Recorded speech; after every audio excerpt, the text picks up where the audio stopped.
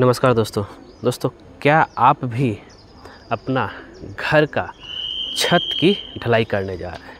कि छत में क्या होता है कि मास कंक्रीट होता है, तो उस चीज़ को ध्यान में रखते अगर आप एक भी चीज़ भूले तो आप बहुत बड़ी प्रॉब्लम का आपको सामना करना पड़ सकता है। वो मैं ऐसा क्यों कर रहा हूँ? तो जैसे कि अगर हम बात करते हैं सबसे पहले कि सरिया बांधने को लेकर के, इस पे हम बाद में बात करेंगे, लेकिन सबसे इम्पोर्टेंट चीज़ जो है ये है हमारा रॉ मटेरियल। ये रॉ मटेरियल जो है अवेलेबल होना चाहिए हमारे साइट में एस्टिमेशन के अनुसार जितना छत ढलाई में लगने वाला है। अब ज़रा हम बात करते हैं, सबसे पहले बात करते हैं एस्टिमेशन के अनुसार जो है बालू हमारे साइट में सफिशिएंट होना चाहिए। दूसरा क्या है, एग्रीगेट भी हमारे साइट में सफिशिएंट होना चाहिए, जिसमें जो है आप लोग को पता है कि एग्रीगेट जो है दो तरह का इस्तेमाल होता है। एक 20 mm की, जैसे कि आप यहाँ पे देख रहे हैं, ये सब गिट्टी जो है आपका 20 mm का गिट्टी है, और दूसरा एक इस्तेमाल होता है आपका 10 mm का। दोनों मिक्स करके दोनों का रेशियो जो रहता है 60 रेशियो आपका 40 रहता है। ये रहा आपका 10 mm का एग्रीगेट। अब यहाँ बात करते हैं तो यहाँ पे जो है 3 मेटेरियल मैंने बता दिया, एक 10 mm का गिट्टी, फिर बालू रिवर्स सैंड इसको बोलते हैं, और तीसरा जो है 20 mm का गिट्टी। 3 चीज़ हो गया। अब ये दोनों गिट्टी को एक लेंगे तो एक ले दो आइटम बताया मैंने। अब एक और चीज़ है जो सीमेंट, आपके साइट में ढलाई में जितना होने वाला एस्टिमेशन आप निकाल करके जितना लगने वाला है, उससे आप 10 से लेकर के 20 बोरा ज़्यादा मंगा सकते हैं, क्योंकि सीमेंट अभी स्टोर में रखा हुआ है। यह चीज़ हो गया। तो यहाँ पर हमने जो है 3 मेटेरियल बताया। चौथा चीज़ क्या है कि भाई वाटर, पानी हमारे पास सफिशिएंट होना चाहिए, कि भाई जिससे क्या कि ढलाई में कोई भी तरह की समस्या ना हो। ऐसा ना कि बीच में जो है पानी ख़त्म हो जाए। पानी सफिशिएंट हो गया। अब आगे बढ़ते हैं। उसके बाद आता है इलेक्ट्रिसिटी। देखिए, अगर आपका एरिया में इलेक्ट्रिसिटी कंटिन्यू रहता है तब तो कोई दिक्कत नहीं है, लेकिन अगर बीच बीच में जो है कट हो जाता है, पावर कट हो जाता है, तो उससे बहुत बड़ा प्रॉब्लम होगा। अब बोलेंगे सर इलेक्ट्रिसिटी नहीं रहा तो क्या प्रॉब्लम होगा? हम पहले से पानी भर कर रख लेंगे। भाई प्रॉब्लम ये है कि भाई अगर इलेक्ट्रिसिटी कट गया है, आप जो है ठीक है मानते हैं कि पहले से पानी भर कर रख लिए हैं, उतना तो छोड़ते, लेकिन जिस समय जो है ढलाई हो रहा होगा उस समय आपका जो है ढलाई में इस्तेमाल होने वाला कंक्रीट वाइब्रेटर जो कि इलेक्ट्रिक से चलता है, वो कैसे चलेगा? दूसरा इसमें ऑप्शन होता है, एक ये हो गया। दूसरा ऑप्शन होता है कि भाई आप जो है ढलाई से पहले जो है ये एक डीजल वाइब्रेटर भी होता है, जिसको जो है आप इस्तेमाल कर सकते हैं। एक ये हो गया। तो क्या क्या हो गया? इलेक्ट्रिक, और फिर से हम गिना देते हैं आपको।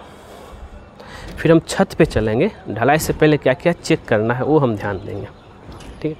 देखिए, बालू, सीमेंट, गिट्टी, और आया मेरा पानी और इलेक्ट्रिसिटी, ये सब कुछ प्रॉपर। हाँ, अगर इलेक्ट्रिसिटी जा रहा है, ऑप्शन बी आता है आपके पास जनरेटर आपको जो है जुगाड़ कर लेना है। ये हो गया सारा एक्सटर्नल। अब जो है चलते हैं छत पे। यहाँ पे ढलाई के समय जो है आपको ये ध्यान देना है कि भाई सीढ़ी का जो ढलाई छत के ढलाई से एक दिन पहले कर लेना है। क्यों भाई? क्योंकि अगर सीढ़ी ढलाई नहीं करेंगे, जिस समय कंक्रीट आना जाना होगा उस समय जो है यहाँ पे दिक्कतें आएगी, और अगर सीढ़ी ढलाई करके अगर कंक्रीट आना जाना करेंगे तो उससे जो है क्रैक डेवलप हो सकता है सेम टाइम में, ठीक है। आगे यहाँ बात करते हैं। अब आगे यहाँ पे है जो कि कुछ चीज़ जो बारीकी चीज़ है जो कि हमें ध्यान देना है कि भाई कहीं भी अगर छत ढलाई कर रहे हैं और जहाँ पे शटरिंग का काम हुआ है, सेंटरिंग का, वहाँ पे जो है कोई भी तरह का जो है गैप नहीं रहना चाहिए। जो हम लोग चाहे प्लाई इस्तेमाल कर रहे हो चाहे प्लेट इस्तेमाल कर रहे हो, गैप नहीं रहना चाहिए। गैप रहने से दिक्कतें क्या होती है कि भाई उस हो करके जो है सीमेंट स्लरी चाहे कंक्रीट निकल जाता है, जिसके वजह से इन फ्यूचर में जिस डिसटरिंग होता है वहाँ पे हनीकम दिखेगा। यही सेम चीज़ है आपका छत के ऊपर। तो इसलिए जो है हम हर किसी को सजेस्ट करते हैं पूरी तरीके से पैक्ड होना चाहिए, वाटर सील्ड हो जाना चाहिए। यहाँ वाटर सील्ड होने के लिए हम लोगों ने क्या किया, यहाँ पे शटरिंग प्लेट के ऊपर जो है पॉलीथीन सीट बिछा दिया, जैसे ब्लैक कलर का आपको दिख रहा होगा। ठीक है, यहाँ तक तो हमने ये चेक कर लिया, ये बहुत इम्पोर्टेंट चीज़ है। ठीक है, फिर हमें ये ध्यान में देना है कि भाई सारा रेनफोर्समेंट जो सरिया है प्रॉपर तरीके से बंधा हुआ है या नहीं बंधा हुआ, ये भी हमको ध्यान में देना है। ठीक है, और ये चीज़ हो गया, सारा रेनफोर्समेंट हम लोगों ने देख लिया। जहाँ पे लटक भी मारना चाहिए, जहाँ पे हिडन भी मारना चाहिए, वो सारा चीज़ क्लियर हो जाना चाहिए भाई कहाँ कहाँ पे क्या देना है।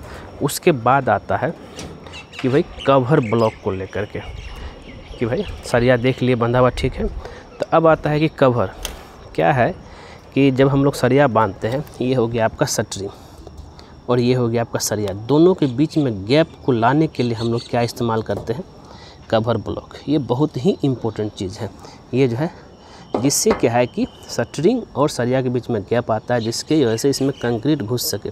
यही अगर जब पूरा नीचे रहेगा तो ढलाई तो ऊपर हो गया, नीचे जब डिशटरिंग करेंगे तो आपको सरिया दिखेगा। ये आपको ध्यान में देना था, हर जगह जो है कवर ब्लॉक ज़रूर से ज़रूर इस्तेमाल करना है। ठीक है, अब ये सिर्फ जो है छत की बात नहीं कर रहा हूँ, मैं बीम की भी बात कर रहा हूँ। बीम में आपका जो है जैसे नीचे हो गया, जैसा कि आप यहाँ पे देख रहे हैं बीम में नीचे किए। ठीक है, और साइड में भी आपको जहाँ ज़रूरत पड़े कि भाई साइड में भी जो कवर ब्लॉक देने की ज़रूरत है, अगर वो सट रहा है सरिया तो वहाँ भी आपको देना है। उसके बाद ये चीज़ तो हो गया सिविल वर्क में कि ये सब सारा चीज़ हमें ध्यान में लेके चलना है। सरिया मेरा ठीक से बंधा हुआ हो, कॉलम का कहीं लैपिंग हो तो वहाँ लैपिंग हम दे दें, और जो है कवर ब्लॉक प्रॉपर तरीके से बीम हो चाहे छत में हो। अब आता है मेरा जो है इलेक्ट्रिक वर्क को लेकर के जो है, अब इलेक्ट्रिक वर्क की बात करते हैं ज़रा सा। ठीक, ज़रा समझिएगा इस चीज़ को लेकर के, बहुत इंपॉर्टेंट चीज़ है। तो हमें जहाँ जहाँ भी जो है इलेक्ट्रिक कनेक्शन से, यहाँ पे आप देख रहे हैं इलेक्ट्रिक वर्क हुआ है। ठीक है, जहाँ जहाँ हमें चाहिए वहाँ वहाँ हम जो है आरजे बॉक्स दे देंगे। जहाँ जहाँ हमें जो रूम हो चाहे हॉल हो वहाँ पे हम फैन हुक दे देंगे। फैन हुक मतलब हो गया कि पंखा वाला हुक। अब ये जो है आपको फैन हुक कुछ इस तरीके से रेडीमेड आपको मिल जाएगा, इसको जो कुछ ऐसे लगा देना है, जिससे क्या है कि भाई उसको इस तरह से पॉलीथीन से कवर कर दीजिए, जिससे ढलाई जब हो जाएगा उसको फिर सीधा करके जो है फैन हुक हम ठीक कर सकें। तो फैन हुक देना बहुत ज़रूरी है, और हर जगह पॉइंट देना दीजिए जहाँ जहाँ रिक्वायरमेंट है।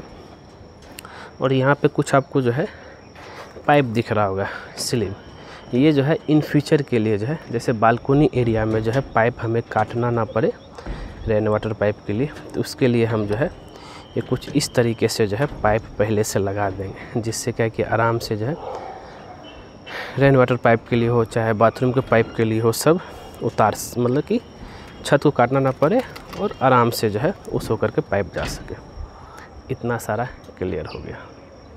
और भी कहीं कुछ डाउट आपको है, डाउट है तो पूछ सकते हैं, बहुत ही जो है इम्पोर्टेंट चीज़ है। और छत ढलाई से पहले ये सब चीज़ ध्यान रखिएगा, नहीं तो कभी कभी क्या होता है कि छत ढलाई कर रहे हैं, अचानक लाइन चला गया, अचानक जो है पानी ख़त्म हो गया और वाइब्रेटर चल नहीं रहा है। फिर जो है अगर एस्टिमेशन के अनुसार आप जो है मटेरियल नहीं मंगाए हैं तो कभी सीमेंट ख़त्म हो गया, कभी बालू, कभी गिट्टी। इस चीज़ को बैलेंस करने के चक्कर में जो है आपका बहुत लेट हो जाएगा और फिर से मंगाना पड़ेगा, आने में से बहुत समय लगेगा, तब तक जो है लेबर आइडियल बैठ जाएगा। तो ये सब चीज़ आपको ज़रूर जो है ध्यान में लेके चलना है छत ढलाई से पहले।